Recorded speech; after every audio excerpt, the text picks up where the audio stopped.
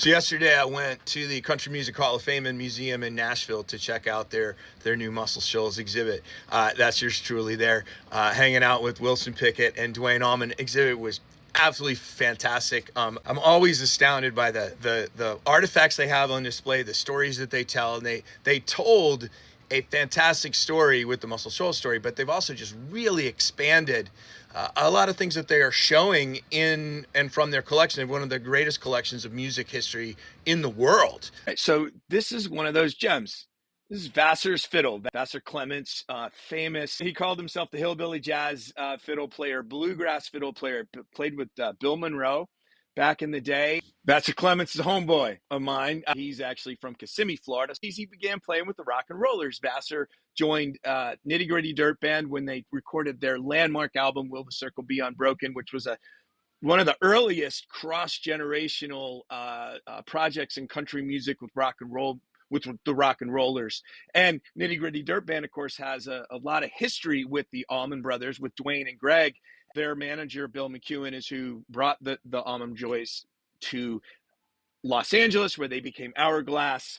Vassar also played with Jerry Garcia in Old and in the Way, kind of a short-lived bluegrass project in 1973. In 1974, Vassar hooks up with Dickey Betts on the Highway Call album. I'm going to bring it real quick back to Nitty Gritty Dirt Band. Jeff Hanna from Nitty Gritty Dirt Band played on that album on the song Handpicked, which is a song that Dickey Betts wrote specifically to play with Vassar Clements. There's two songs on side 2 of Highway Call, Dickey's Highway Call, and it is the longest song. It pretty much takes up the entire album. And Highway Call is where we're going to leave the circle unbroken. Dickey was enthralled by Vassar's fiddle. Vassar thought that this fiddle might have dated maybe back to like the 16th century, something like that. The Country Music Hall of Fame said it was probably made in the late 19th century, modeled after a very early viola, looking similar from a very great violin maker. But it was indeed from Europe. And there was even some discussion that it might have Roma origins. That's not true either, apparently, or at least that's not something that the Country Music Hall of Fame said. I want to read a quick quote from Dickey in the Highway Call era when Vassar was in his band.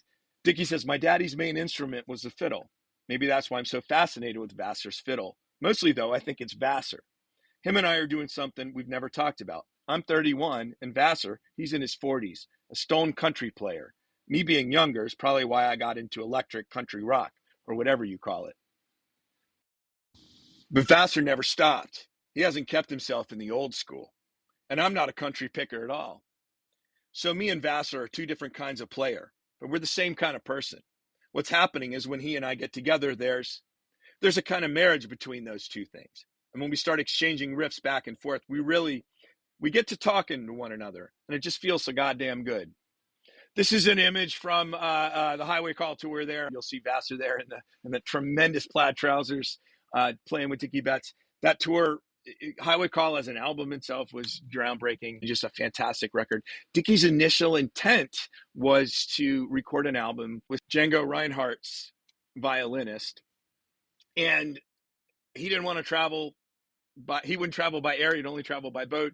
Dickey ends up running into Vassar at bluegrass festivals in Florida. Decided he wanted to make this, I really call it its early proto-Americana. Both Dickey's Highway Call, Greg's Laid Back, when people heard them based on what they had heard from Fillmore East and the Allman Brothers, it was a big shock because it was so different than what they had heard with the collective. It shows a side of Dickey that I wish we had more records up. Dickey's Collector's #1 that he released shortly after he and the Allman Brothers divorced.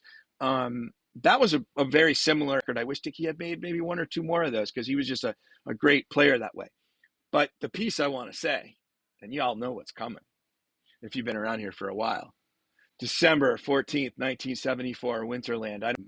Dickey and Vassar Clements and the American Music Show Tour Band played what I think is the most glorious psychedelic Western swing masterpiece of In Memory of Elizabeth. And I've got it up on YouTube at Long Live the ABB. It's great shit. Fantastic stuff. Really thoroughly enjoyed my visit to the Country Music Hall of Fame and Museum yesterday. I'm a museum guy. I'm a professional historian and professional historian who's worked in museums his entire career, and they just added so many levels. And here's this one little gem. There's more. There's a whole lot of Allman Brothers tucked in and around the story, and they had a Muscle Shoals exhibit, so a whole lot of Duane stuff. More to come. Vassar Clements, Dickey Betts, vitamin ABB.